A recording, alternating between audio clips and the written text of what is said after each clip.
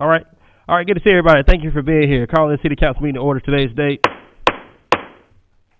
Monday, September 30th, 2024. Now we have the prayer by Pastor Elijah Rouse from Destiny Impact Ministries.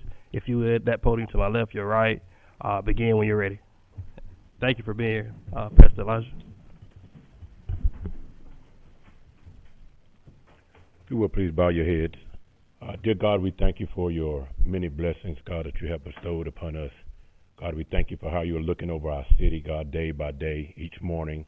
God, I ask you that you bless our city officials, God, our city council, God, and all others, God, who make our city safe, God, and a better place to be, God. In this meeting, allow us to be knowledgeable about things, listen, God, and comprehend everything that's been said, and come together to make things more better for our city. This is my prayer. In Jesus' name, amen. Amen. Please remain standing for the Pledge of Allegiance to the United States of America. I pledge allegiance to the flag of the United States of America and to the republic for which it stands, one nation, under God, indivisible, with liberty and justice for all.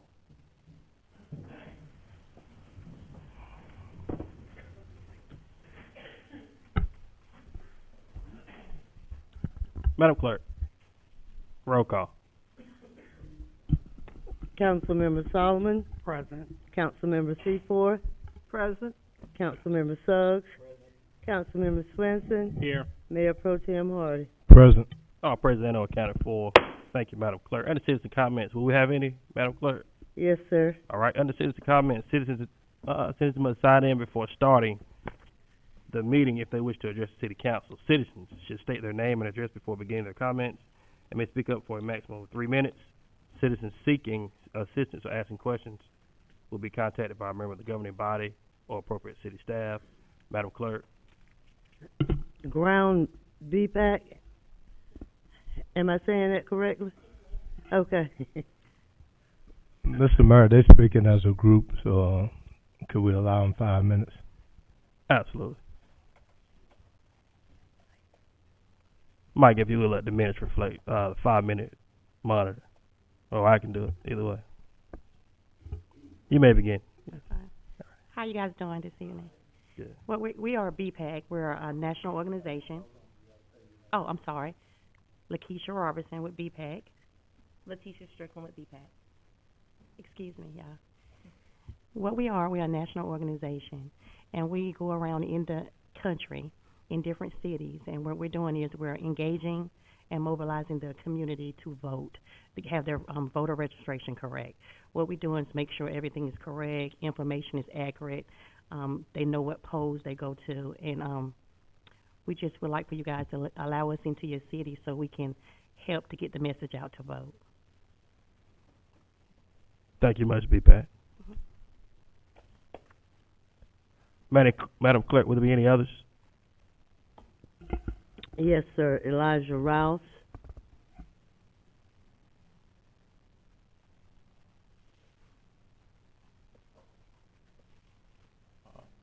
I'm Elijah Rouse. I'm speaking on behalf of Mr. Laws.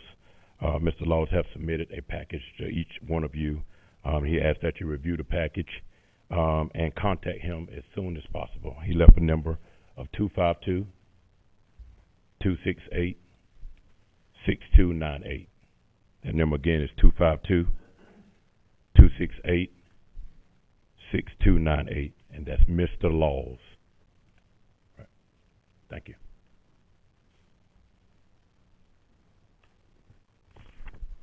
Thank you, sir. Madam Clerk, will there be any further? Lou Blevins. Mr. Blevins.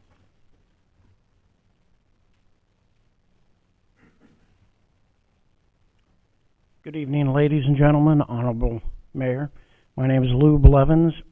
Excuse me. I have several neighbors I brought with me. I wanted to address an issue we're having in the West Road, Perry Park part of town. My wife and I moved here 2 years ago, this past September, and since we've been in our home, we've lost power 147 times. We lost it yesterday again. We've lost it twice today. And I wanted to ask if the city is aware of this, and if so, is there a remedy or a plan in place to get the power issues on the West Road, Perry Park part of town addressed and taken care of? Thank you, sir. I do will take that in consideration, and we'll have somebody make contact with you as it relates to that before we leave today. And I do appreciate you coming and let us know about that. I Yes, sir. appreciate You go it. right ahead. And one last thing, I have spoken to the city 3 times about this, Mm-hmm. and you know, it's just the word we're being told is there's some type of work in progress. They just don't know what it is. So I'd kind of just like to get a definitive plan, because it's I'm sure you could understand having your power go out as often as it is. It's unsettling, and it causes a lot of problems in a household. Yes, sir. I do understand, and we're gonna have somebody talk to you tonight. Okay, thank you, Mayor. Thank you. What was that Thank you, address sir. again, sir? Perryport Drive area. Perry Park and West Road area. It's the entire neighborhood. I have several neighbors that are with me that are experiencing the same problem at the same times. Okay? Thank you. Thank you, sir. Madam Clerk, will there be any others? No, sir. All right. Moving on to consider approval of the minutes of City Council meeting held on September 17th, 2024. Madam Clerk, would you like to entertain? No, sir. Having said that, entertain a motion to approve the minutes. Motion. So moved. Is there a second? So moved and probably second. Under discussion.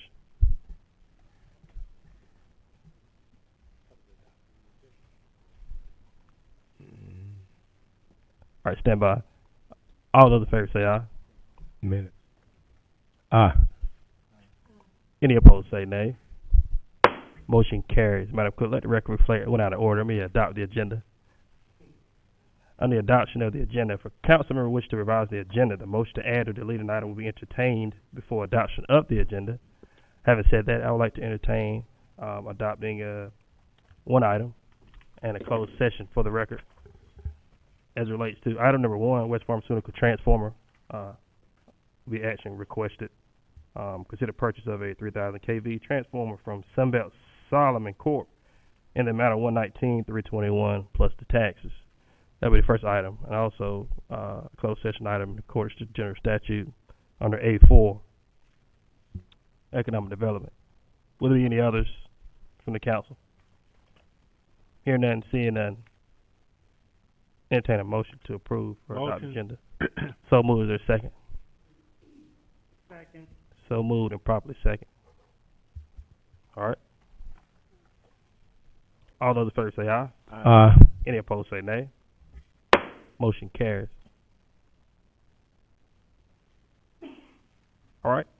Next, under presentation and recognitions. Item number 1, 2023 Public Power Awards of Excellence. Steve Miller.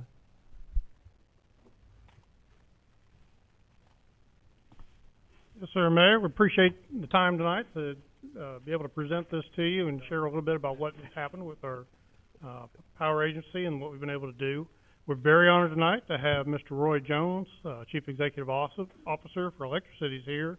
He's going to talk a little bit about the awards and how they work and what it means to communities like Kinston to receive this type of accolade. Thank you, Steve. Good afternoon, good evening. Hey, it's great to be here again, and hey, really nice to see you all.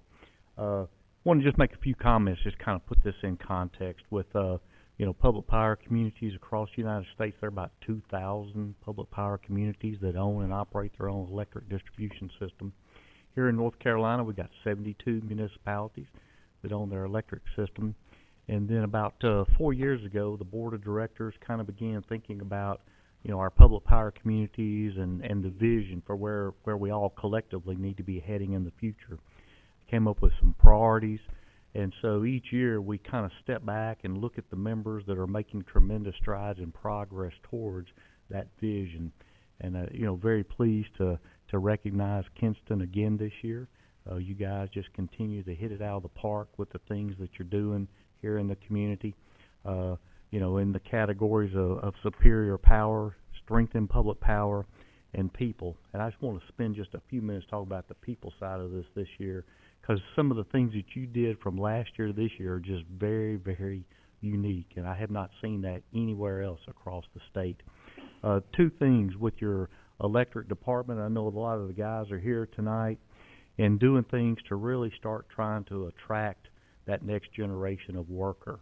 And the Journey 360 and the Regional Industry Manufacturing Expo.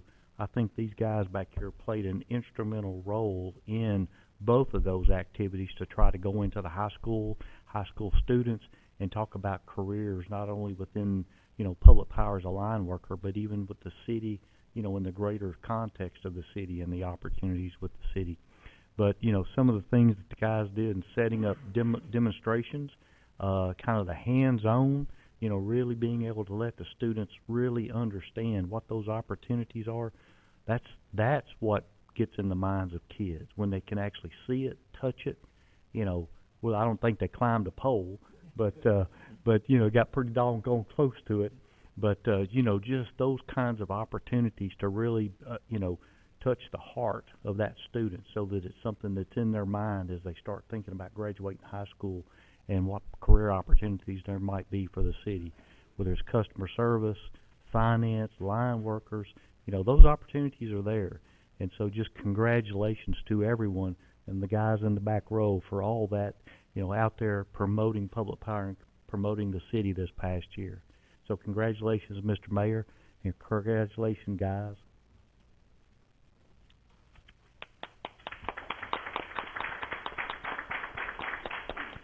This is the actual plaque for this year that's got the, future focus, strengthen public power, providing superior power and people.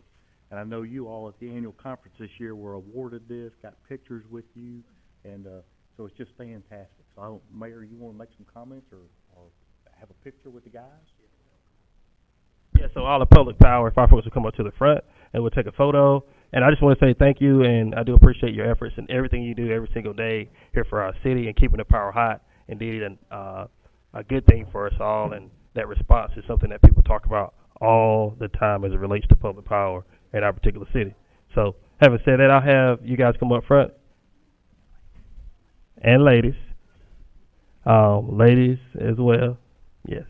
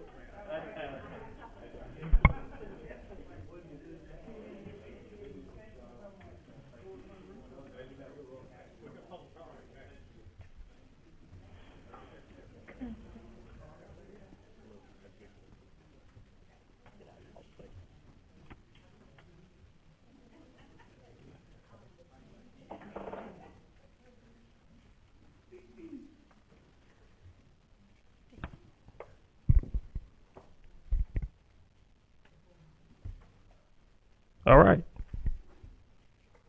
So, having said that, now we'll move along to the proclamations piece of the agenda. And if you guys want to hang tight for just a moment, this is Public Power Week coming up, October the 6th through the 12th. But I just wanted to make sure that you guys were aware and we recognize that. Whereas public power is a crucial component in cities, towns, and across North Carolina, contributing to the overall health of communities by providing reliable electricity, excellent local service, and prompt restoration. Whereas we, the citizens of Kinston, place high value on local choice over community services and therefore have chosen to operate a community-owned nonprofit electric utility as customers, therefore have chosen to operate a community-owned nonprofit electric utility and as customers and owners of our electricity utility have a direct say in utility operations and policies. Whereas North Carolina more than 70 public power cities and towns, among there are 2,000 across the country. Whereas in 1897, the City of Kinston Electric Division was established. Kinston has 22 miles of transmission lines, 450 miles of distribution lines, 4,500 transformers, and 14,000 utility poles.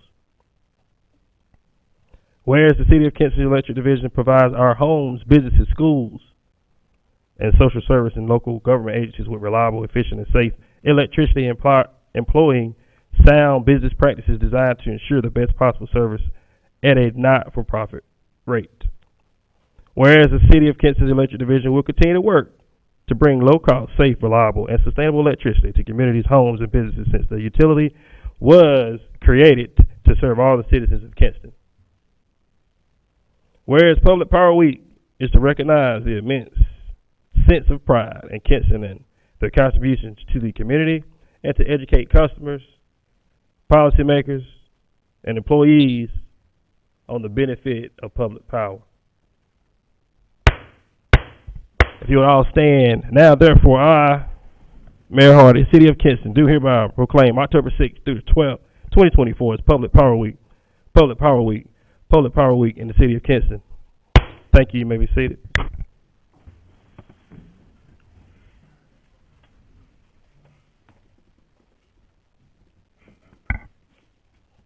All right, next we have Customer Service Week.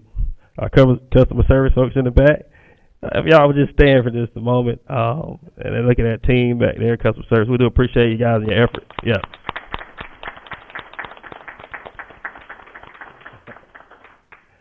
Whereas Customer Service Week has been formally observed in the United States since 1992, in recognition of the immense impact customer service has on our system to free enterprise, customers, consumers, and the economy, and whereas customer service professionals, often the primary point of contact for consumers and clients, are an integral contributor to consumer experiences and company success. They are entrusted to meet customer needs and adjust to an ever-changing market. And whereas customer service representatives are a part of Americans' customers' daily routines, and whereas with an increasingly competitive and global economy, excellent service remains an important advantage. Providing exceptional customer service should be a priority of every American employee, business, and industry as our country works towards economic longevity. And whereas Kinston Public Services' own customer service call center is 252-939-3282, which is manned 24/7 by a live person in our local office, assist citizens with any questions or needs for city services. And whereas Kinston residents benefit greatly from the economic growth supported by customer service professionals here and around the country. We'd all rise at the sound of the gavel. Now, therefore, I, Mayor Don Hardy, City of Kinston, do proclaim October the 7th through the 11th, October the 7th through the 11th, as Customer Service Week. Customer Service Week. Customer Service Week in the City of Kinston. Thank you.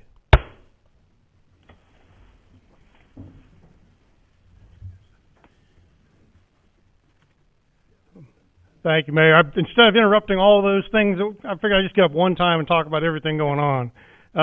Very proud of all the folks that we have working in customer service and in our electric division. They obviously do a lot of great work. Running an electric division is not something everybody can do. In North Carolina, these awards we got today, we were one of 5 or one of 8 or 9 entities in electricities that got those awards out of 50. Just in North Carolina. So we are in a group that does a lot of hard work. Doesn't mean we're perfect. As we heard tonight, we've got things we always need to work on. We're going to continue to try to work on better. But these folks are dedicated to what they do. They put a lot of time and effort into that.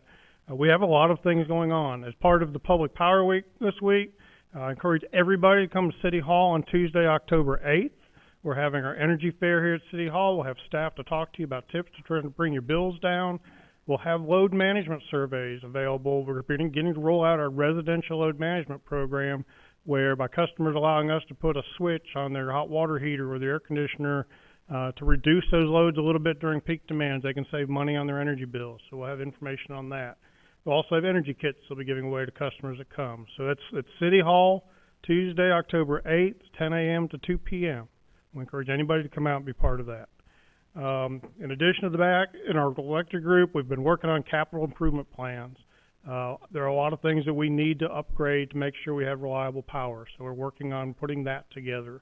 We are now getting ready to work on a cost of service study and rate study to make sure that our customers are just paying fair shares, not paying more than they should or less than they should, and that we are doing things we need to do to keep our rates under control moving forward. So those are things that we're working on that side. The customer service group, right now we're working with MIS trying to wrap up an upgrade to our billing system. We've had our online customer payment part shut down for a couple of days while we do that upgrade. We hope to get that back up and running tomorrow. They've unveiled on Telehome, so anybody that can go in that has a water or electric meter, be able to access their own meter, see the data it's reporting. You can get alerts from your meter. It can tell you if your power is out. It can tell you if you're having a water leak. And you can sign up to get these alerts direct instead of having to wait for us to go see them and tell you. So you get the alerts the same time that we do. So good things that can help you to have better control of your own usage. So again, I just wanted to kind of bring all that together. Thank everybody that came out tonight. Thank our customers for working with us. We appreciate you. If you have any questions ever, call the most important number in Kinston, maybe other than 911, 252-939-3282. And we can help our customers with any concerns or anything you see that needs to be reported. You can call that number 24/7. We will help you out. So thank you.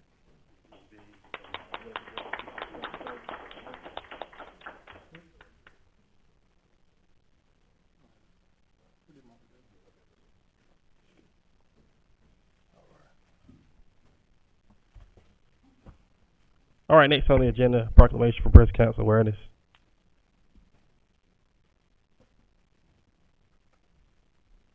All right.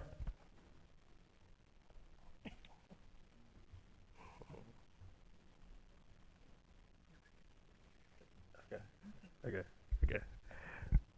Whereas breast cancer touches every corner of the United States and hundreds of thousands of Americans which will be diagnosed with breast cancer and tens of thousands will die from it.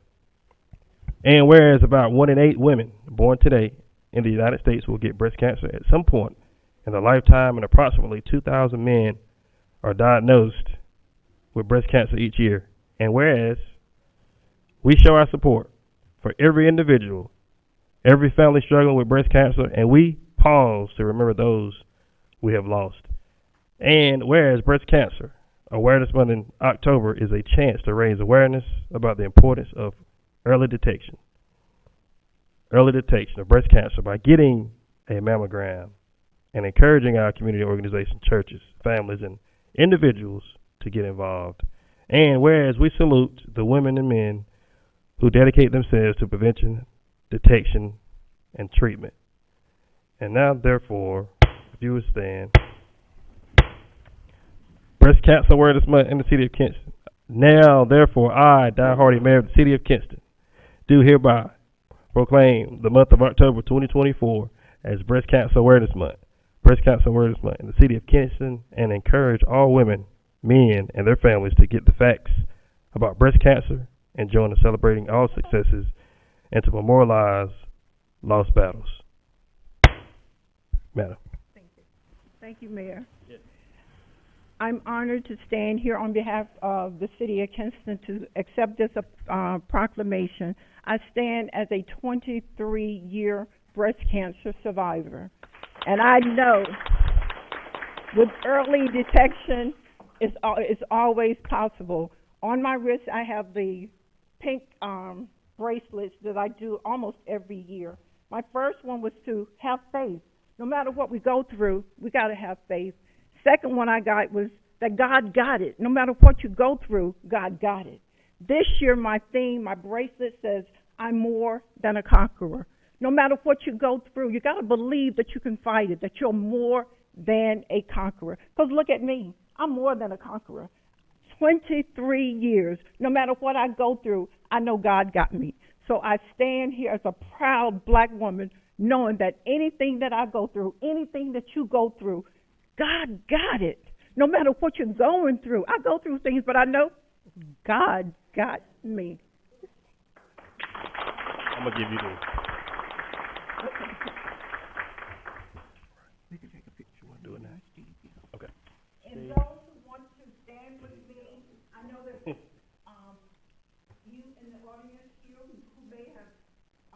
family members or someone that you know who have breast cancer or fighting this disease, come and stand with me and talk for those that are going through. Because I don't stand here alone. I stand among so many others.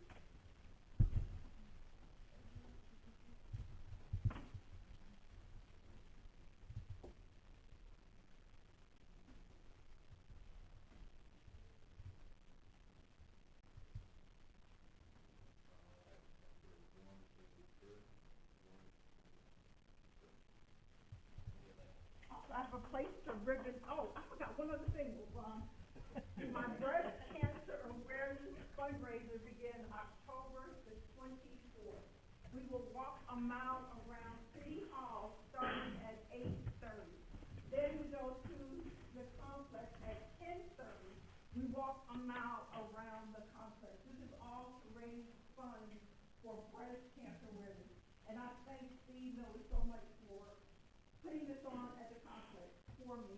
It's not for me, it's for all those who are going through. And I thank you so much. So, I'm taking up some donations. You'll have to get to your microphone. Come on, Rick. You did good. I'm taking up a donation. All the funds that I do get goes back to the American the American Cancer Society. So again, if you can make it, please join me on the 24th here at City Hall. I am also purchasing T-shirts as part of my fundraiser this year. So the T-shirts are $15. So please, please, please. We raised almost $1,800 last year. So this year, I'm trying to shoot for $2,000. Can I count on y'all to do it for me?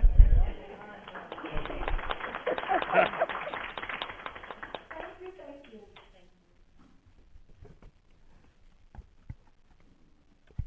I guess we can take up an offering now. We're ready. Hey.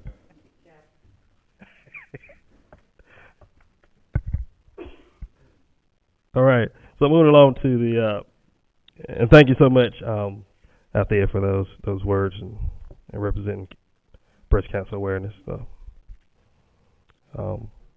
you'll see the stickers all over the wall here soon, breast cancer awareness, and here at City Hall and throughout. So please feel free to reach out and donate. I think we've all done it in the past, and we look forward to doing it again this year. So moving along to Proclamation for Indigenous Peoples Day.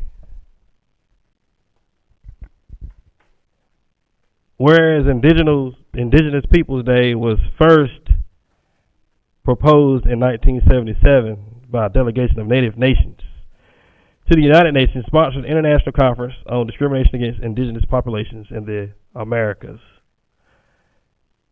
And whereas the United States endorsed the United Declaration of the Rights of the Indigenous People on December 19, 2010, and Article 15 of that declaration reads, Indigenous peoples have the right to the dignity and diversity of their cultures, traditions, histories, and aspirations, which shall be appropriately reflected in education and public information.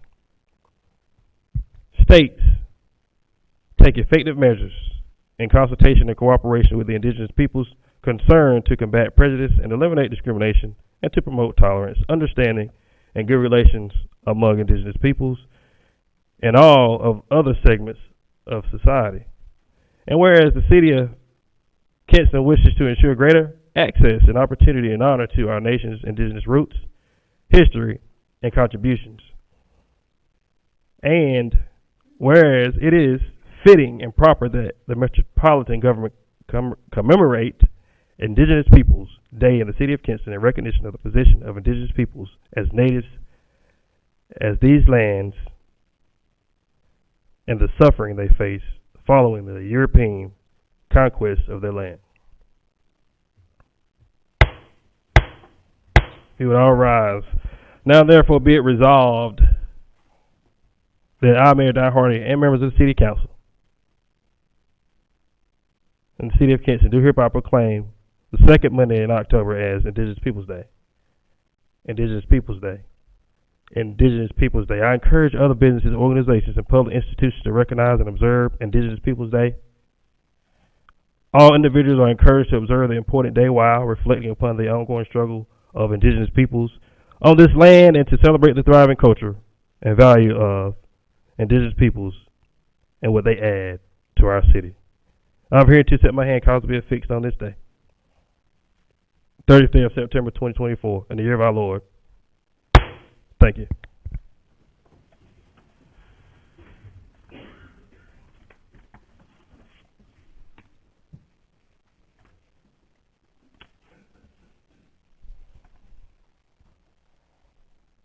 All right, next, we have a proclamation for Domestic Violence Awareness Month. I can get that word out.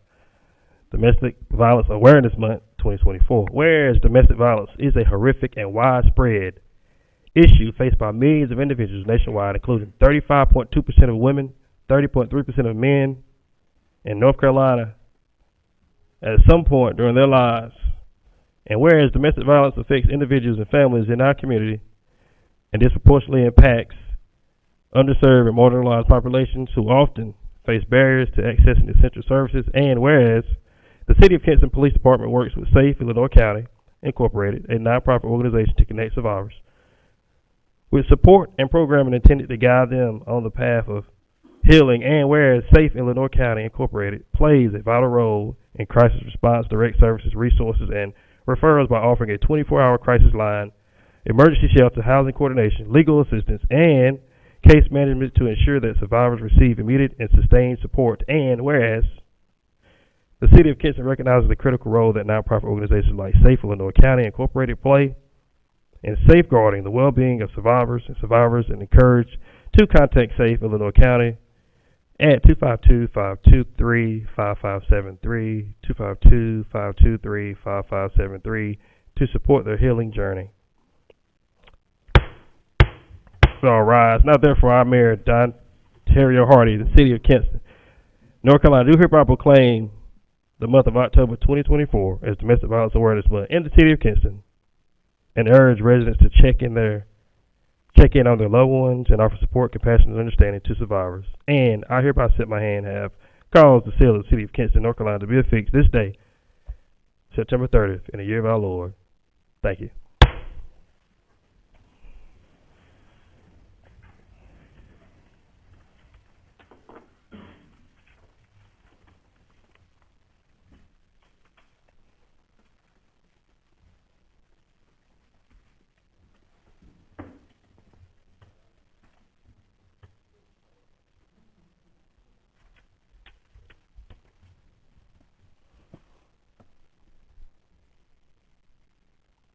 All right. Moving on, next on the agenda, we'll go to the action to consider approval of the upset bid to purchase city-owned property. Director Blount. Thank you, Mayor. If I can have a point of privilege, I would love to introduce to you our new community development planner, Ms. Tyra Hines.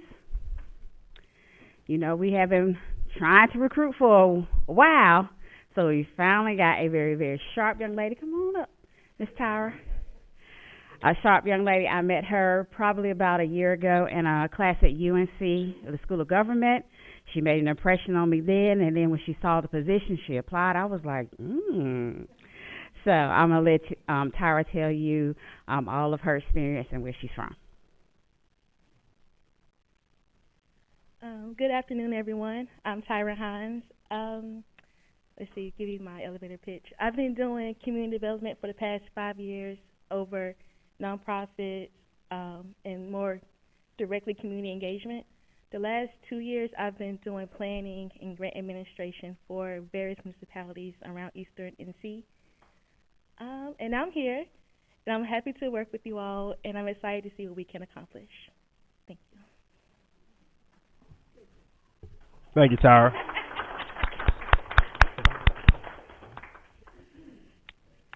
I'm so happy. I know that. Okay.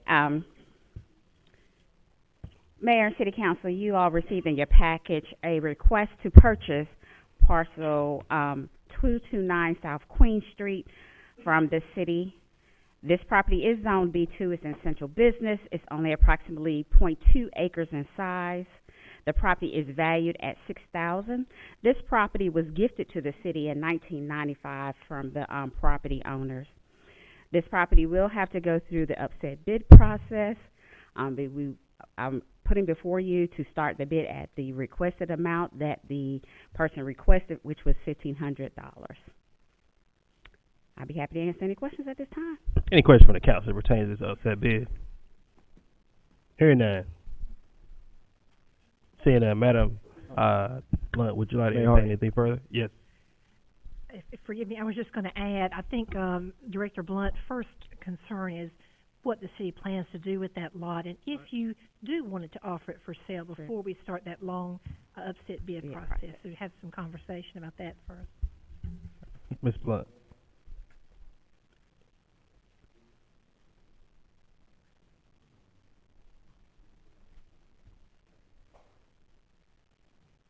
You don't have a map you could show. The map was included in the packet. Yes, in the package. Absolutely. Yeah. I guess I'm not opposed to the city selling this property. We've had it for, like you said, quite some time and haven't developed it or anything yet. I do think because of its location on South Queen Street in an area that we're working to revitalize, Mr. Webb, who submitted the bid, has been involved in a lot of the revitalization effort right there in South Queen. I do have concern when we sell properties in very desirable and up-and-coming areas when we do it through the upset bid process, because it does get into sometimes a competitive bidding war, and maybe the person with the best proposal, the best purpose or desire for the property ends up not getting the highest bid. So I do have some concern with that. My suggestion would possibly be for Mr. Webb, if he plans to develop the property for any business or economic purpose, to submit an offer to purchase it that way, or if anyone else is interested for that matter.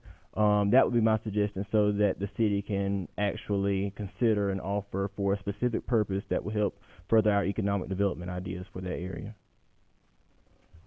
Thank you, Councilman Swenson. So that recommendation is on the floor. However, anything from the council as it relates to the submitting a plan prior to along with the upset bid or to begin the upset bid process, so that the council would be aware of the economic development piece in a particular area. Anything from the council? Yeah, Mr. Mayor, I did want to make a comment on that. We have talked about this in the past about selling property and people we as a council not knowing what people are going to do with it, and then when they get it and can't develop it the way they think they can, then it comes back on the council. They want their money back or whatever. So I think we do need to see a little bit more before we make a decision on selling this property. Thank you, Mayor Pro Tem. Any further discussion from the council as it relates to this upset bid process? All right. So, Mayor, I have a question. Let me get clarity, because it seems like there's two different processes. If it's economic development, then they would come and submit a plan saying what they're going to do. If it's upset bid, they do not submit a plan, and it's just advertised. So I guess I'm asking from council, which way do we want to go? Recommendation of the council on upset bids versus economic development piece. So as it relates to the upset bid, which is what we're looking at today, $1,500 for that particular parcel. Does the council have any objections to the process, and or what would you like to see to go along with the upset bid? However, what we just discussed, just currently with Mayor Pro Tem and Councilman Suggs. Any other recommendation as it relates to this upset bid process and or direction we should go? I don't have any objections to the upset bidding process. All right. Mr. Swenson. Upset bid process. All right. Mayor Pro Tem. Like I said, I would like to know what he's going to do with it. And the reason why I say that, we done been down this road several times, And then, the situation that happened up the hill, and then there was another situation where people purchased property from the city. Then they come back, oh, I didn't know I couldn't do this, or I couldn't do that. So I recommend that we, and I know Mr. Webb very well, and I'm sure he wouldn't have a problem, providing something. So I remain where I stand to find out what we're gonna do with it. Okay, so at this point, we're looking at to either deny the request or approve it. So that would be the motion. The motion would be to either deny the request or not, or reject it. So, and of course, what we have today. Mr. Attorney, would you like to interject?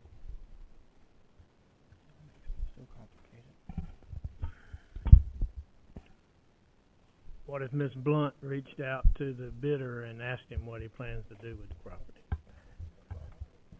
Mayor, I'd just like to say, can we just postpone it until Ms. Blount can get some more clarity from Mr. Webb on his intentions on the property, and then bring it back to council so we can vote on it? All right.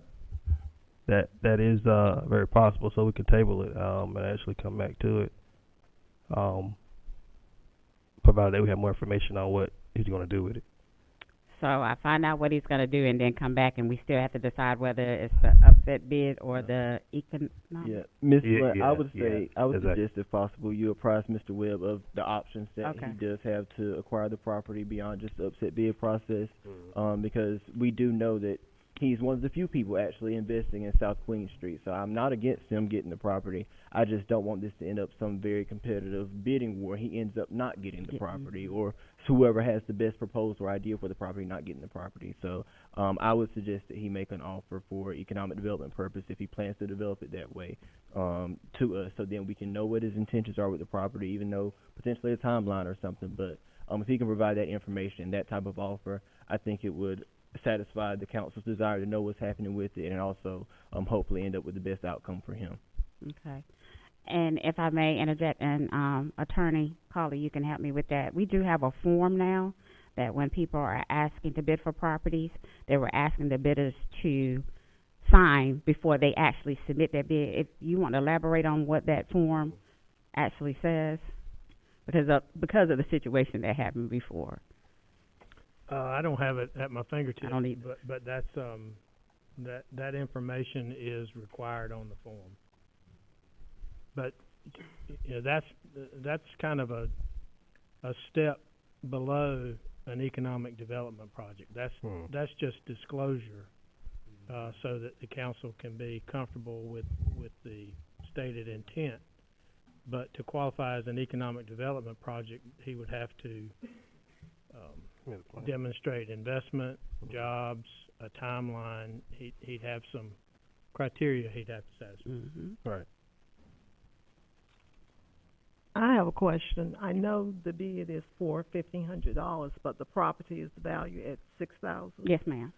So, my question is,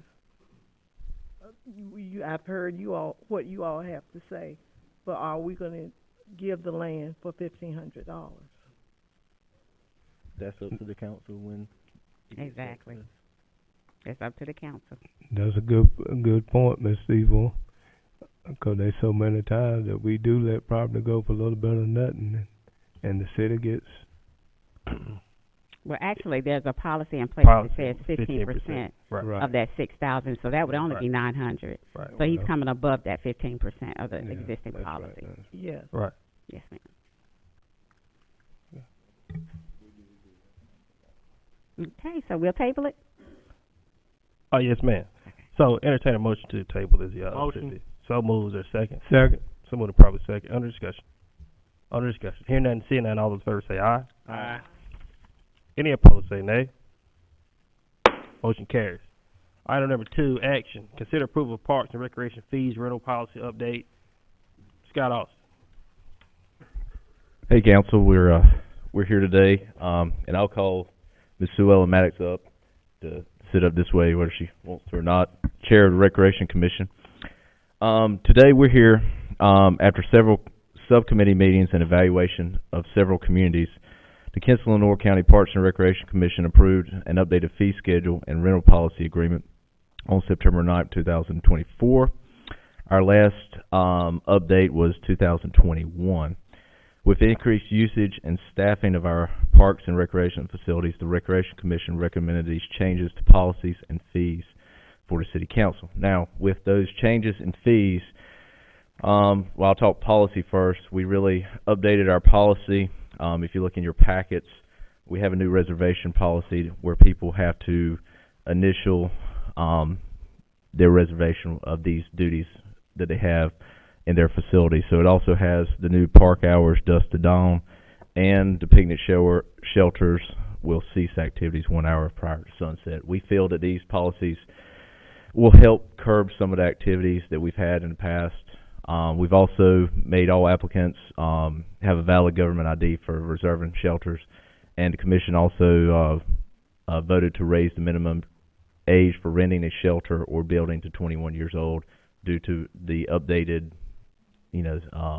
activity we've had over the last few months. And we brought the fees together, and you can ask Sue Ellen on the process of it too, as well as we brought the updated fees because those fees haven't been updated in quite some time. And it just if you look at your fees on your schedule, they mainly go up about 20% with inflation and other factors over the last few years. And I'll take Fairfield and Holloway, for example. They're going from $80 to $100 on their fee. So you're looking at around a 20% updated fee. But we're getting a lot of usage at our facilities and a lot of cleanup times, a lot of extra overages we've got to send people, and it's harder and harder to pick up trash for our staff after hours. So we'll entertain any questions and on the process. Any questions from the council that pertains to this fee schedule change? Mr. Mayor, I don't have any questions, but I do want to iterate to the public that if they go to Greene County or Jacksonville, Onslow County, or some of the surrounding counties, these fees are very acceptable than the fees that they would pay there. So just want to make that statement. Thank you, Pro Tem. Any further discussion from the council? I would just add, just glad that you guys are, still honoring our seniors. Yeah, yeah. At Mock. Definitely, and the mock fee went up, I think, to $75. It still comes out to $6.25 a month for everybody. So, and the seniors are still being taken care of. So, it's we've gone up on the fees, not a enormous amount, but it's still, and we probably still going to be lower than a lot of other towns, but we've gone up to help make up some difference. Scott, during the rental time, are any park rangers observing or being around doing the rental time? Unfortunately, we don't have any park rangers anymore. They've been absorbed with PD. So they have had a big presence lately, and we are chaining our parks up at night when they close. The two parks, the Bill Fay and Barnett, and you're still having people go in there, going around the chains and this, and so we're trying to curb some of that activity. So I think it's helped, but there's always the factor of you can't control some things. So I think go ahead. With that being said, for like the rentals of, those parties or birthday parties or things of that nature that may be outside of the facility, Mm-hmm. Is it unreasonable to ask that people hire a law enforcement officer, much kind of like we do, at basketball games, when people rent, auditoriums and things of Recording that. in progress. We did look at that policy because Goldsboro has a similar policy, but we found it's a tough bird to do for us because you're mandating if there's over a certain amount of group, then they've got Recording to pay for it, stopped. and Pearl Mike can jump in on that. We've had a lot of discussions and Sue on as well that's you're charging $30 to $40 an hour extra, and it's a tough one. But obviously we'd love to do that one day. I think it's just a harder one to enforce that we have to do. So, but Goldsboro has a similar policy of that, but we have a hard enough time getting patrols in the park. So it's something we'd like to move to one day. So go ahead. We did talk about that in length, especially if we have a group that's renting an outdoor facility greater than 50 people. Here's the problem. We can't even get police, there aren't enough police officers to even ride through the park for us to watch after the parks. So there's no officers available for somebody to hire for their own event. But we are trying to stress having officers ride through more. I think with upping the age. Here's the thing though, we have people that come in to rent the facility and say that it's a birthday party for 20 people, and they're actually renting it for someone else for 200 people. So that's where the problem comes. But if we can tweak it little by little, maybe we can make it safer. Anything else? Thank you so much to Ms. Sewell and the Parks and Rec Commission for the work put into this. I think it was definitely time for this type of updates. I appreciate all the subcommittee and commission work that came to putting this together. I'm in full agreement with the price increases. I think they're all reasonable, and as other council members have alluded to, there are other surrounding areas where this is, still cheaper than what a neighboring county might be offering. So I'm glad that we can provide the quality facilities that we have at a very affordable cost for our community members. I am in agreement with Ms. Solomon's concern around the policing issue and wanting some extra public safety support at these events. I was unaware that we were having struggles with still getting off-duty officers to do like private events if we're paying for the private event. Is that a? So we do have off-duty for an off-duty police officer. It's about $58 an hour, right. Minimum of 3 hours. So it would be up to that person that wants to pay that amount for that police officer. But it would be up to the city to make that decision based on what you all expect. If you came back to us and said, we want to make that a part of the policy to have X number require an off-duty officer, we can certainly entertain that. I would be all for that, but I do know, I keep being told it's a strain for officers. I will say this, most of the time in our fee structure, like if you say we're going up to rent Holloway or Fairfield, we need to remember too that rarely is that coming out of an individual's pocket. Most of that's by a group, a family reunion, or some event that it's shared by the people that are going. So nobody is really being taxed heavily on our rate increase. Right. Does that make sense? Right. Yep. So I think I would, and and the individuals who are choosing to have parties that of course I'm thinking about Bill Fay. Of course, individuals who choose to have a party out there, if you can't agree to purchase an off-duty officer, or if it happens that no one just wants to take that that party, then you gotta go. You go somewhere else. I think unfortunately, what we saw happen with the loss of that young lady, it can, of course, unfortunately, can happen anywhere, but it happened here. Like Sue Ellen was saying, the issue comes with the lack of integrity oftentimes when individuals rent these facilities and don't adhere to what the said number of participants was going to be. And I know we can't discriminate based on age, right? Right.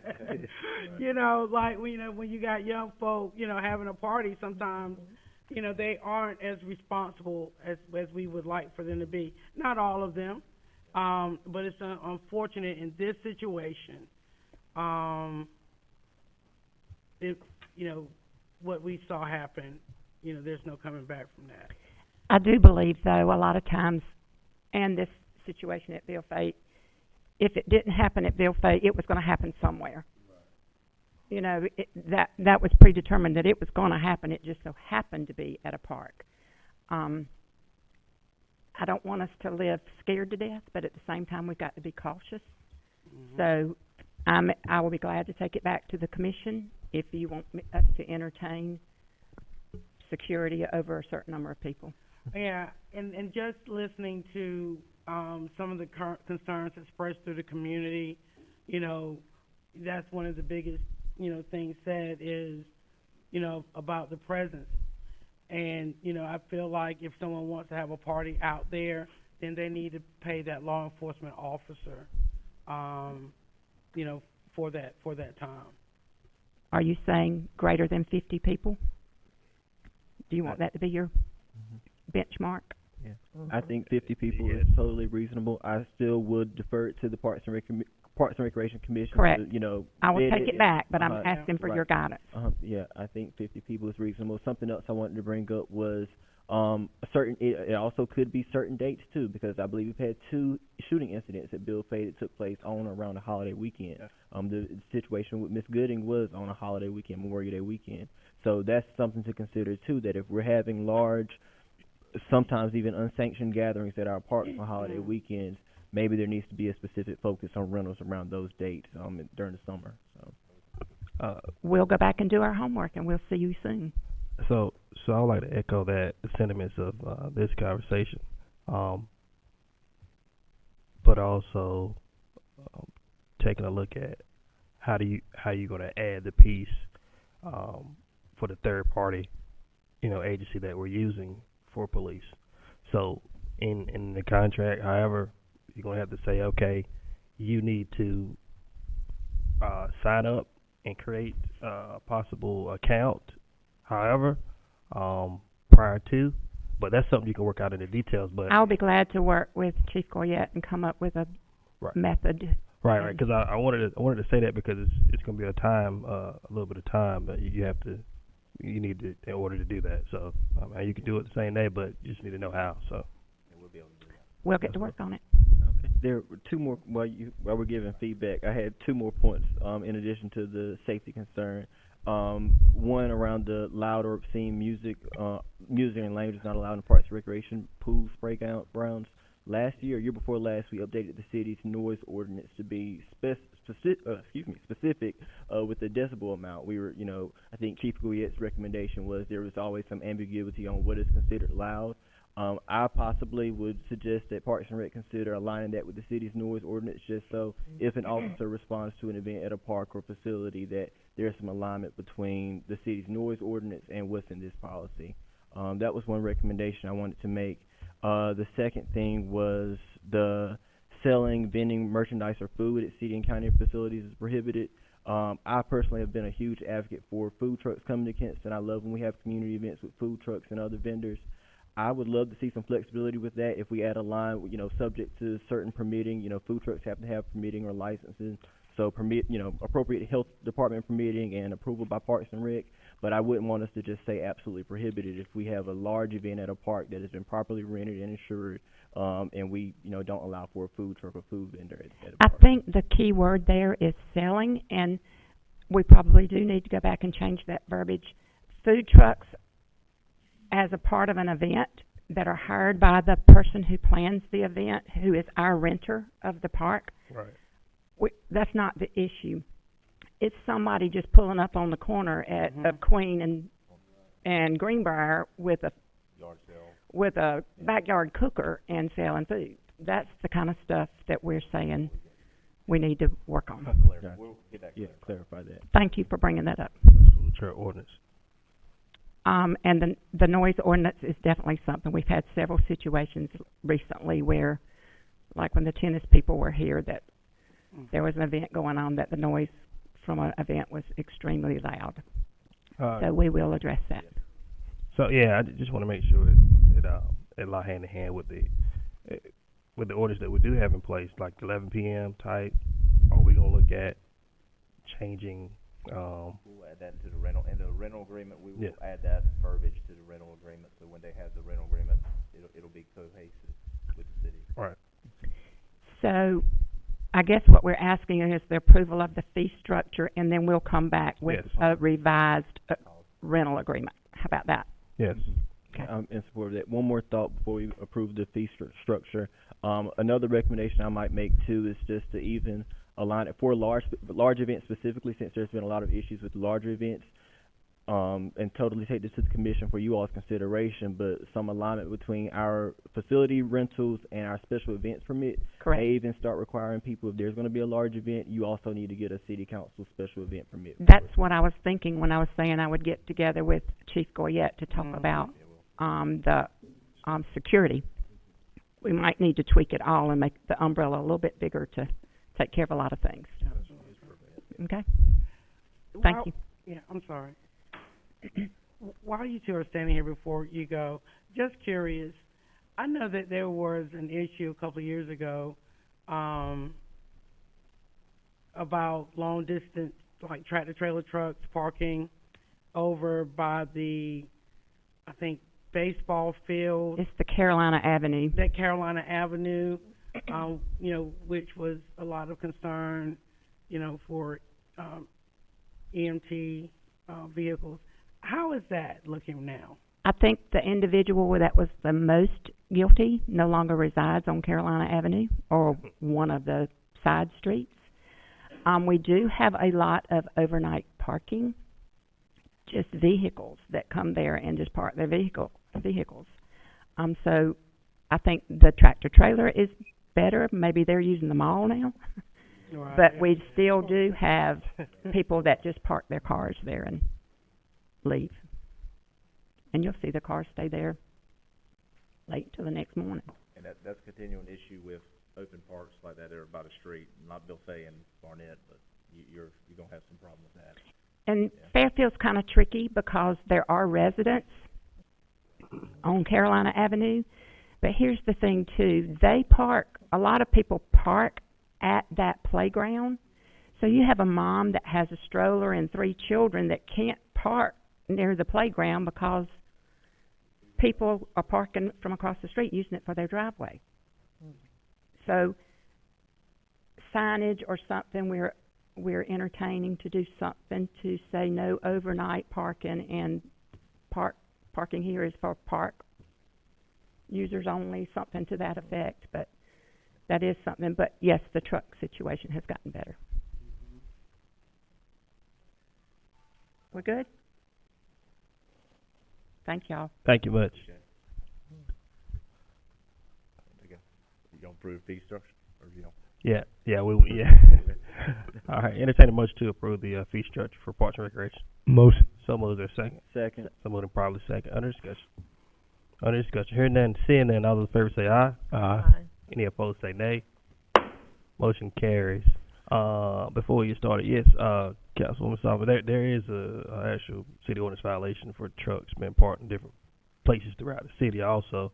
And that ordinance is still on the book, so if you happen to see trucks yourself on the side of a roadway blocking view, we need to have somebody check on that because they ain't supposed to be there. All right, thank you. Chief. Yes.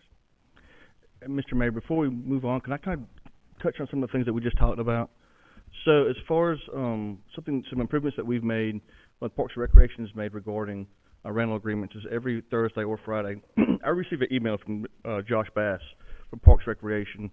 I then send that out to our administrative team and those supervisors who are working that weekend. So they have a list of what to expect or who to expect is going to be at the Parks and Recreation. As far as off-duty management for police officers, that's something that we can definitely work on. I'll get with Ms. Maddox this week.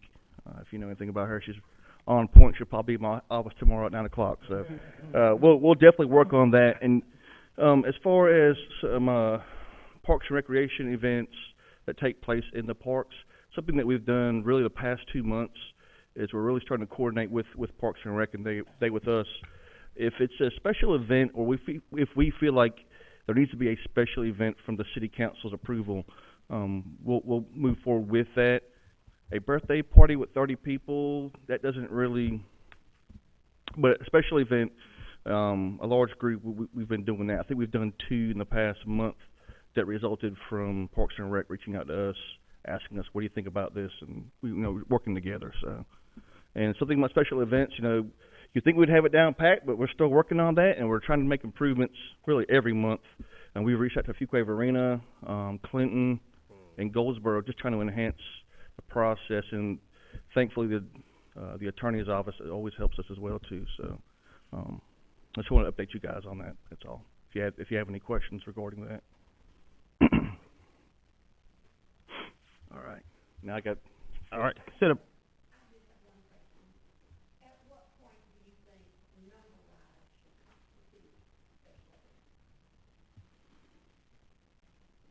I think that's something that we probably need to sit down and discuss. I would less than 100, but maybe greater than 60. I mean, I don't know. I'd have to reach out to some other cities and see what their opinion is on that, and then reach out with Gabriel from the attorney's office, see what he says. All right. So moving to item number 3. Consider approval of special event permit for the Fest-Pearson Park concert and festival, Chief. All right, this is for Bradfest. They had this last year. It's going to be for Saturday, October 19th from 12 p.m. to 9 p.m. That's directly after the Mother Earth Half Marathon. So that'll wrap up at Granger Stadium probably around 10, 11 o'clock. A lot of people will move over to the park. That's going to be for a concert and festival, as it was last year. It's going to take place at Pearson Park. The rental agreement has already been signed. They have requested for Mitchell Street to be closed at North Street, and then Gordon at Heritage Street. So that little curve, they want that to be closed if it can be. They've already contacted those business owners. Layla's a small special event, around 250 people is what they're expecting. According to the application, tents will not be over 400 square foot. This is open to the public. They have hired 2 off-duty police officers for those hours between 12 and 9, so they're roughly spending about $1,020 for that security. Mother Earth Brewing will be selling alcohol at that event. The ABC application, ABC permit is included in the packet. EMS will not be there, will be called if needed. The home homeless agreement has been signed, and the applicant has rented portable toilets for that event, and the city of Kinston will provide trash receptacles for this event. The hold homeless agreement has been signed, and the city of Kinston is listed as the insurance certificate holder. That's a lot to say, but thank you, Chief. I feel like this event right here is put together pretty well, and I think they're good to go. All right. Mr. Attorney, would you like to interject as it relates to Bradfest? Everything appears to be in order, Mayor. All right. Thank you, sir. Having said that, entertain a motion to approve. So moved. Or second. Second. So moved. Probably second. Under discussion. Hearing none, seeing none, all those in favor say aye. Aye. Any opposed say nay. Motion carries. All right. Last item, action item number 4, with the additions, is the West Pharmaceuticals transformer. Consider purchase of a 3,000 kVA transformer from Sunbelt Solomon Corporation in the amount of $119,321 plus tax. Madam Manager, would you like to entertain? Yes, sir, I'd be glad to. Mr. Miller is here as well, but a need has arisen for West Pharmaceuticals to increase their transformer size. Public Services has contacted several vendors, have located one at the price the mayor mentioned, and we'd like to go ahead and place that order. If we don't get the one that they have in stock, it could take as much as 12 weeks. If we get this one, it may take 2 weeks. So we'd like to ask the council's approval tonight to place that order. It is budgeted. The electric division has a account distribution for just this very type of thing. Any questions or concerns from the council as it relates to this transformer? Yes. All right. Just curious to what responsibility do they have, seeing that it appears that it's their era, unfortunately. What responsibility do they have with the repair, the financial costs that we're now facing? Right. Well, not so much their error as they grow. They increase their equipment inside the building. The timing issue is what's the matter tonight. They against the Public Services, and I'm going to let Steve speak up in just a minute if I can stop. But Public Services was not aware they were making the modifications inside the building until they were called to an outage, and then Public Services investigated and said, hey, the issue is you made these modifications, so you need a larger transformer. And so that they had a 2,500, they needed 3,000. I'll kick it to you, Steve. That's typical for, it's not typical, we wouldn't know, but we do pay for transformers for large customers as part of economic development when they originally come in. Right. If you go down the street and you look at the transformers we have on poles, most of those transformer sizes are 50 to 100 kilowatts. So these pad mount transformers are 2,500 kilowatts. They're much more significant loads than we need for most customers. However, since we have agreements with these customers when they come on board that we are going to provide them service and meet their service needs, then we have to keep up with those needs and provide that service. It's unfortunate that we weren't in the loop as they were making these changes. We could have pointed this out earlier and avoided some of these issues that they have experienced and may experience again if we can't get the transformer exchanged. Because that size, simply their load has grown too big. It's a good problem to have. It's better to catch it early and everybody be on board initially, but there's not really a point at which they've done something wrong that would make them liable for the cost of the upgrade. As a customer of ours, it's up to us to make sure we get power to them in the amount that they need, and then they have to handle it on their property. But these improvements are to the city asset that provides provides electric to them. So it's not something they would really be responsible for unless they had negligence. Hey, Steve, I just want to, you want to go in this? Yes.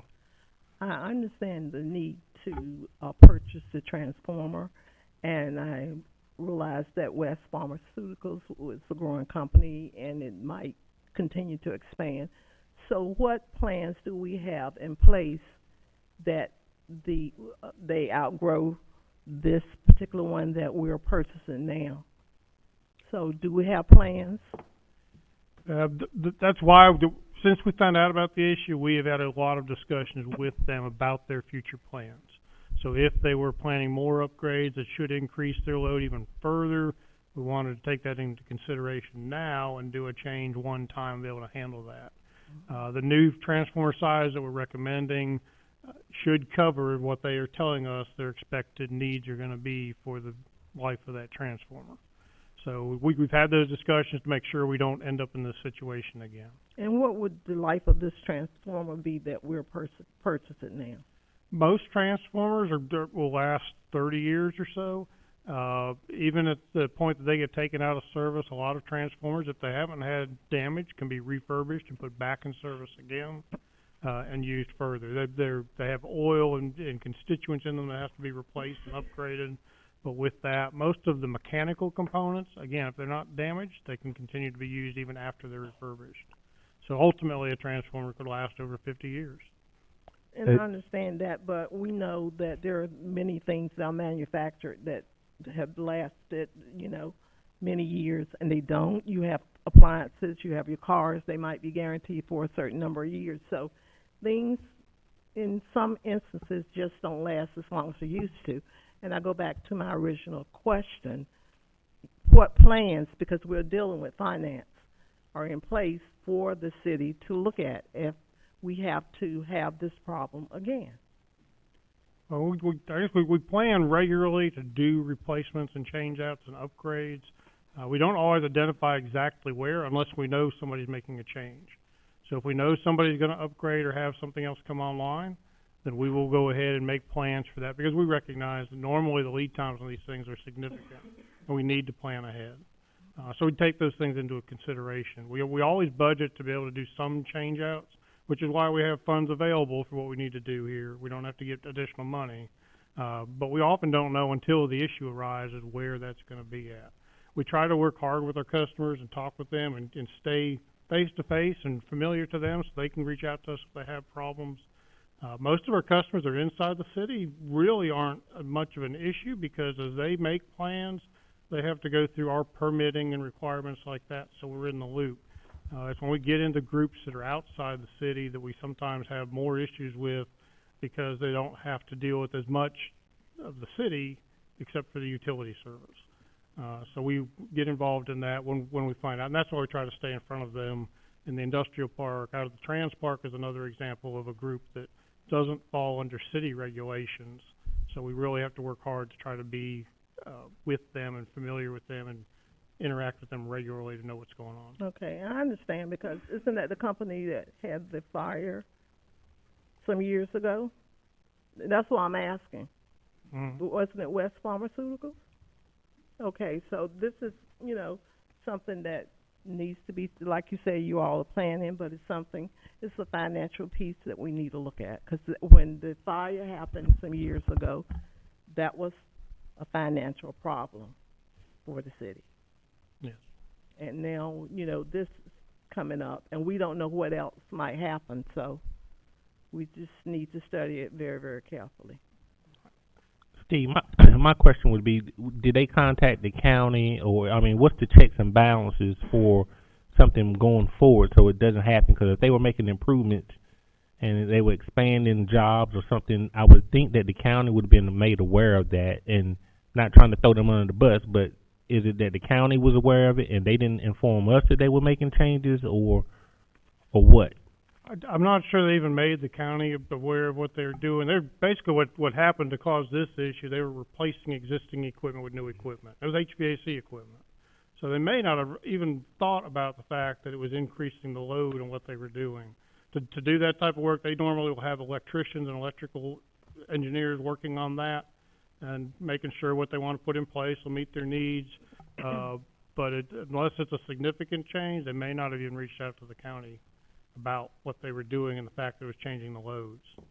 Well, can we be more proactive and send a letter out to all industries in the city and the county saying, hey, if you're going to make upgrades, and we had a company here in the community that did some expansion for us AC and caused a problem and kind of threw us in a sticky situation. So if you were going to do something, could you be kind enough just to let us know so we can have our guys come out and inspect to make sure that you guys are getting the right equipment or the right thing to make it work and not cause problems like this?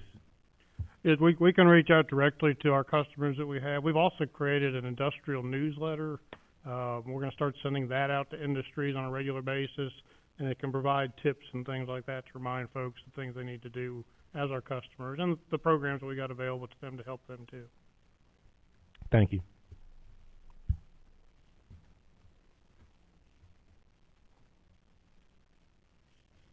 Yes, and I think that conversation was had with them. I think it was clear that to anything in the future to make sure that we are aware of what we have going on there. And I do echo the sentiments of those words. Having said that, we entertain a motion to approve. Motion. So moves there a second. Second. So moved and proper second. Under discussion. Hearing that and seeing that, all in favor say aye. Aye. Any opposed say nay. Motion carries. Under appointments, consider appointment for Historic Preservation Commission, Director Blount.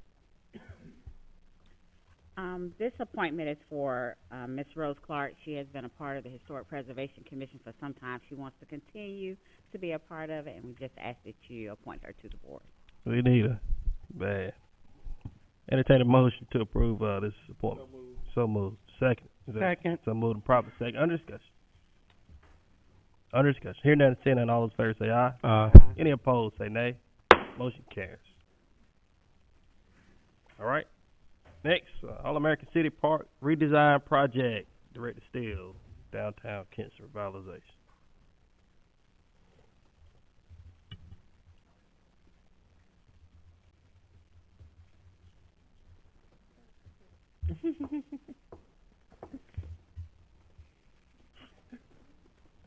Good evening, everybody. As you probably saw in your packet, the design committee for DK has decided to address a long neglected little parklet, actually, at the corner of Queen and Blount Street. It's triangular shape, basically. It's right by the railroad track across from the Arts Council. It's the All-American City Park. Next.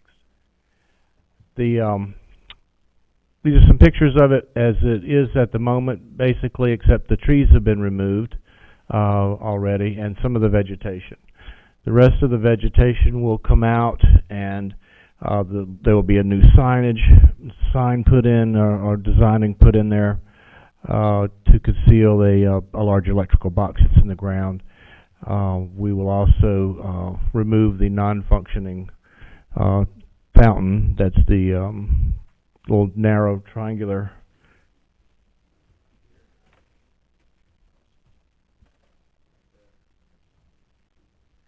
It doesn't work for some reason, and we're going to take it out. We don't want to throw it away. We'll find a new home for it for somebody to use for something. We also are going to install the Christmas tree that we have that's all the spheres, the lighted spheres. That is going to go in that spot for this year, and we want to put in a more permanent internally lit sculpture that we've been looking at for a long time in there, possibly as a prototype really for something that may go on the roundabout at some point in the future. We're partnering with the Boy Scouts. We have some kids who are needing to earn their Eagle badges. They're talking with our design committee about what they may do. We're going to pressure wash the area. We were hoping that that somehow the bricks that are at the corner, which are just at the corner, could be done throughout the whole area, so that it would be a real gateway sort of thing, and really finish it up and dress it up. Make it look really nice there. Next one. It's cracked. It's dirty. It's not appealing or inviting at all. It doesn't look like a gateway into downtown. And like we did at North and Mitchell Streets with the Shirley Herring Memorial Garden and that really bland lot that was there, we want to transform this. It won't be quite as dramatic, but it will be impressive, and people will know that they have reached a central business district when they got there. That's the intent. Also along the railroad track at the plaza area, we want to put some kind of fencing. This is at the Sculpture Park, diagonally across the street by Nathan Perry's building. And rather than just have a little fence there, one of the things that's being talked about is along the edge of the park by the railroad track is something that we can put some vegetation on. Maybe something that would actually create some shade right there, and put one of the benches that we'll put in that location. So you're actually looking at the park instead of at the railroad track or those buildings that are behind it. Another proposal was to include several flagpoles, but I thought that might get a little crowded for that small space, and they went back to the table and came back with one like this, which would address their desire to have the Kinston flag, the U.S. flag, and the North Carolina flag on it, if we can find a suitable spot in the plan for that. And they liked the idea of the Century Path that we were going to put over at North and Mitchell, which we haven't gotten to yet. They want to put one of those over there as well. It's right across from the Arts Council, and we have hope that more people will actually enjoy that area once it's done, as opposed to more people with families and children would spend some time there and enjoy it. And this is just an idea of what one of those sculptures might look like, something along these lines. It may not be round. It depends on what the prices come back as. We might have to modify it, but it's cut metal and it has a liner in it, and the lights change color. We're also working with the electrician at the moment to determine what lights will be best and what that's going to look like cost-wise. So, anybody have questions?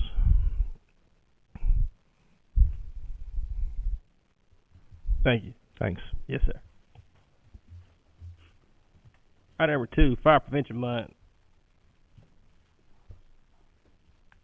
Chief Jackson. Good evening, Council and Mayor. Thank you for having me up here. Each one of you has your personal invitation to our Fire Safety Week. I didn't put that in the packet, but that is for you guys. There'll be a lot of school-age children there, so it's not necessarily open to the public for safety purposes, but you guys are more than welcome. The other thing is the month of October is known as Fire Prevention Month. This year, the NFPA has gone with smoke detectors, and their slogan is "Learn the sounds of fire safety." And I put that flyer in your packet. Also, anyone who is in the city who needs any assistance, if they have a smoke detector that is chirping and they just need to make a change, or they're worried about their batteries, or the age of their smoke detector, all they need to do is call 252-939-2713. And we will get that orchestrated. We'll have a truck out there within the day to install new smoke detectors or change batteries if we need to. Other than that, if you guys have anything that you need during the month of October, fire safety wise, I know we're really busy. Our calendar fills up pretty quick with different events that people request us to go to. But we'll be more than willing to assist you with any of those tasks for sure. The guys really get a kick out of it. And on your invitation, you might notice the person that's in the picture behind the text. Yeah, I came out of there, flipped over, yeah.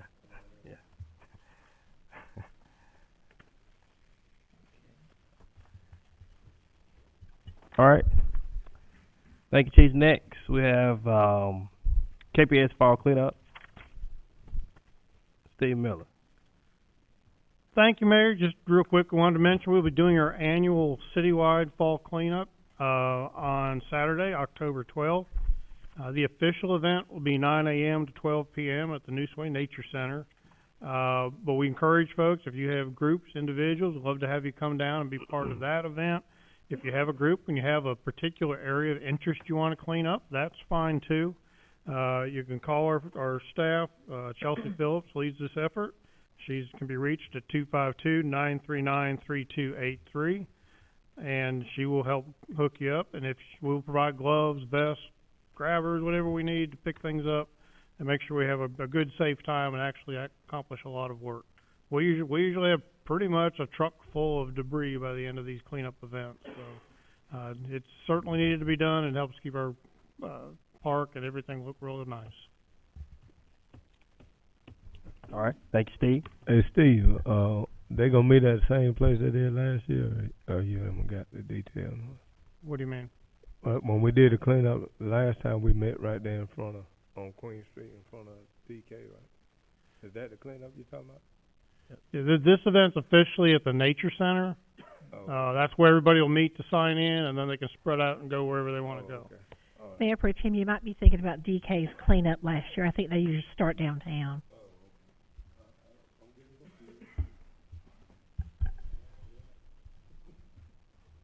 All right.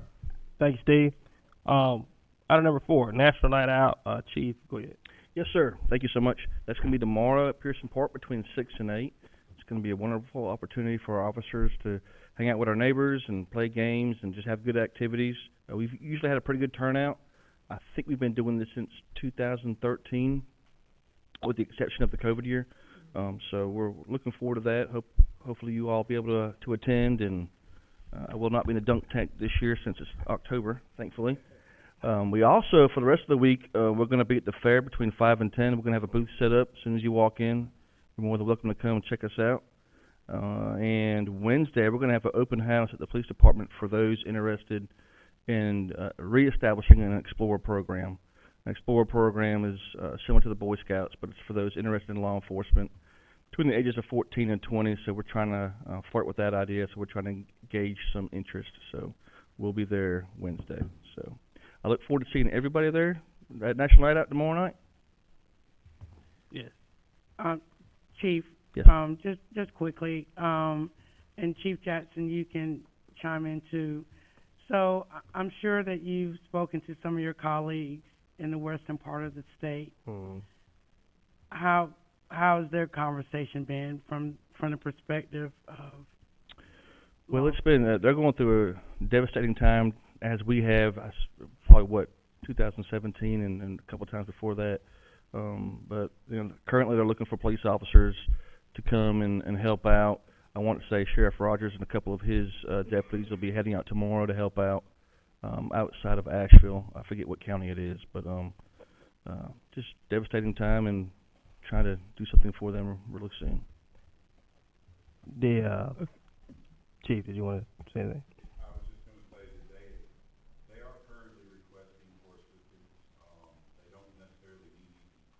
Right.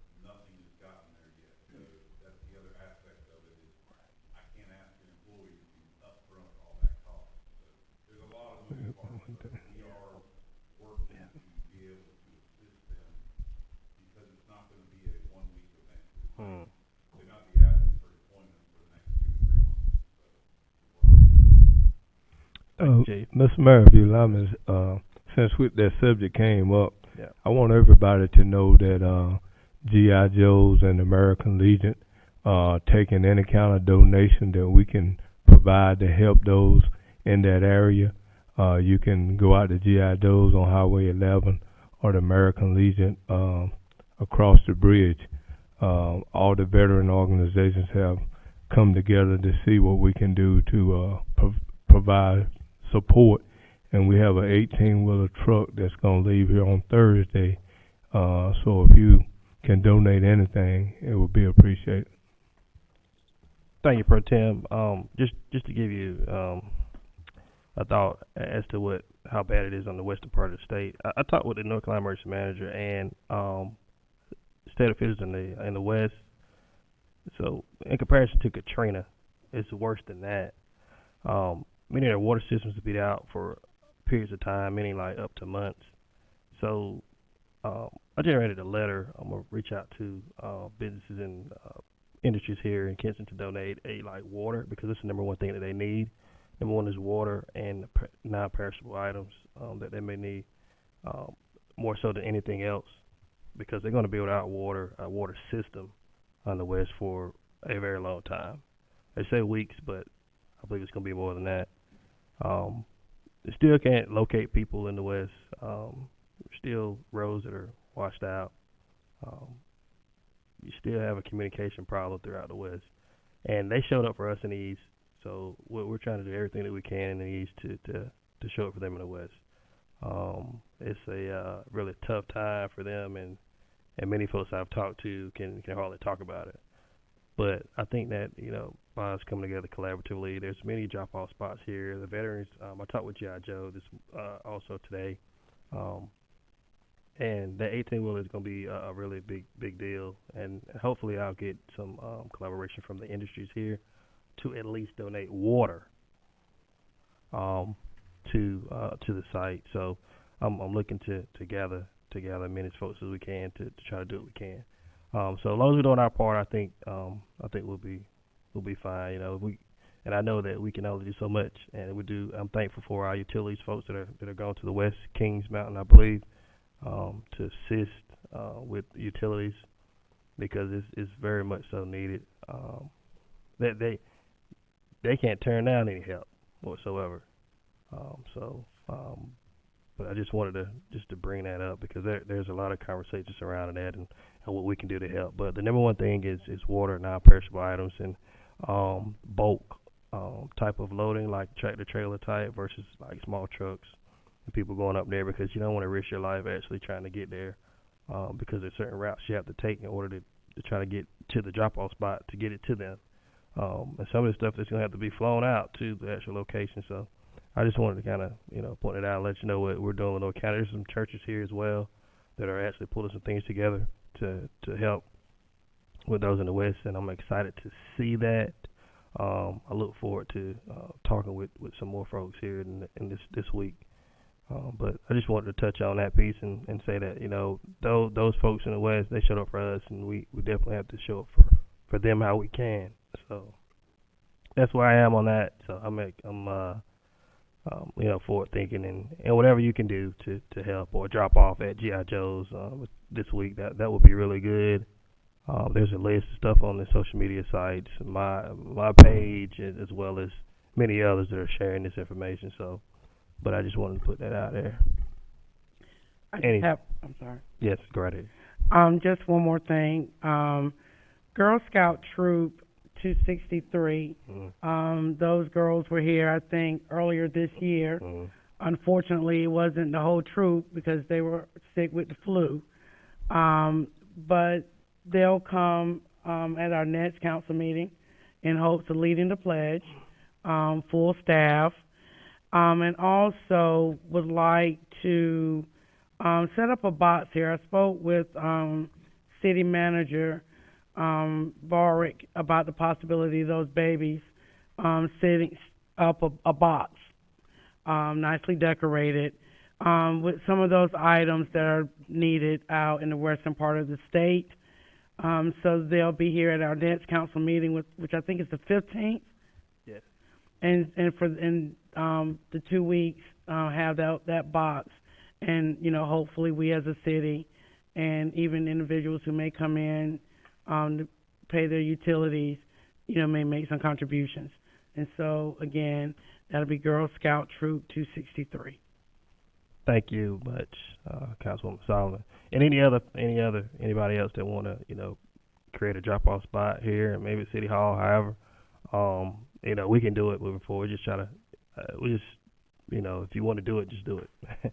And we'll figure out how to get it to G.I. Joe's or have somebody come pick it up and take it out there. Or if you want to just do your own thing, however you want to send it the way that you know how, then that's fine too. I just want to make sure you get it there. So, but that is all.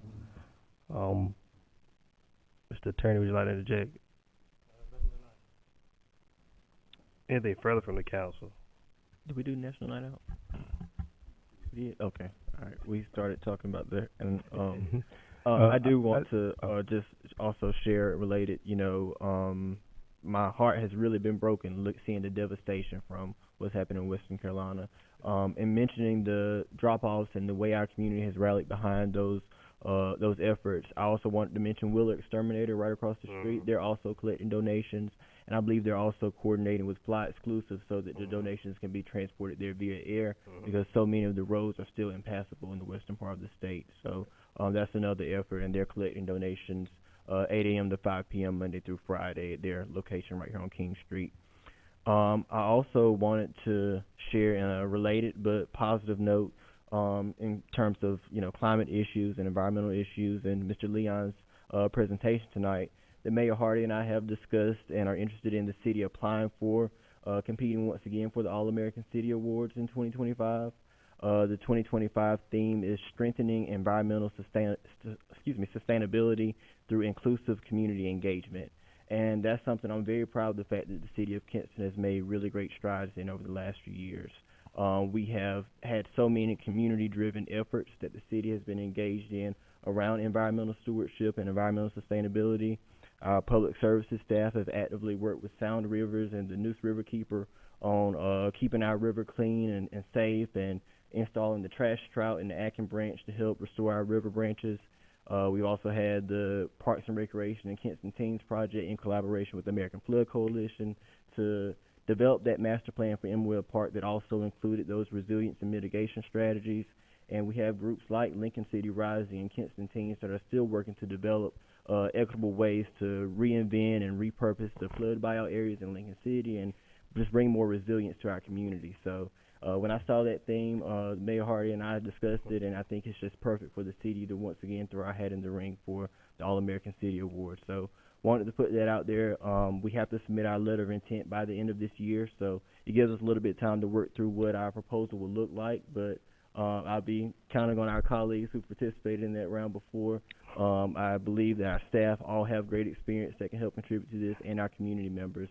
But just wanted to go ahead and put that out there publicly for everyone to have it on your radar that once again we can compete for the All-American City Award. Mr. Mayor, I had one other thing. I just want to say thanks to the Recreation Department for putting on the great tennis tournament we had. Brought a lot of revenue into the city, and we look forward to them continuing to come up with events that's going to help us grow as a city. So thanks. Thank you, Pro Tem. I just want to make sure I just throw out the Lenore County Fair is October 1st through the 5th, so if you get an opportunity to come by and support the Lenore County Fair. I think Lenore LCPS school cheerleaders competition is the first night, and tomorrow night, right? So if you get an opportunity to come by, take a look, that would be good. And just to reiterate, October 7th through the 11th is Fire Safety Week. Please stop by our fire department and take a tour and and jump in on the fun with those kids there, and I think that you'll enjoy it. I know I did. So that also, I just want to talk about. Of course, let's not forget about National Night Out, Pearson Park from 6 to 8 p.m. And also, the city of Kinston has been selected to join Strong City Network in a pilot program for the Department of Homeland Security to pull down resources as it relates to hate and extremism throughout our city. And we're one of the 8 that was selected in the 10-module course. I think it's like 8 sessions and 2 in person to that effect, but I'll explain more. But I think it's a big deal for us in our city to be selected and to be able to join for free, and be able to access those resources that we need to help combat crime, or take a look at the piece as it relates to threats to either our schools or things that go on in our communities. So, having said that, any further discussion from the council? All right. Having said that, entertain a motion to go to closed session. So moved. Is there a second? So moved and properly second. Under discussion. Under discussion. In accordance with North Carolina General Statute 143, Tact 318.11, A4, we're now in closed session. All those in favor say aye. Yes. Have Mr. Blount stay back All right. in the closed session. All right. All those in favor say aye. Aye. Any opposed say nay. Motion carries. All right.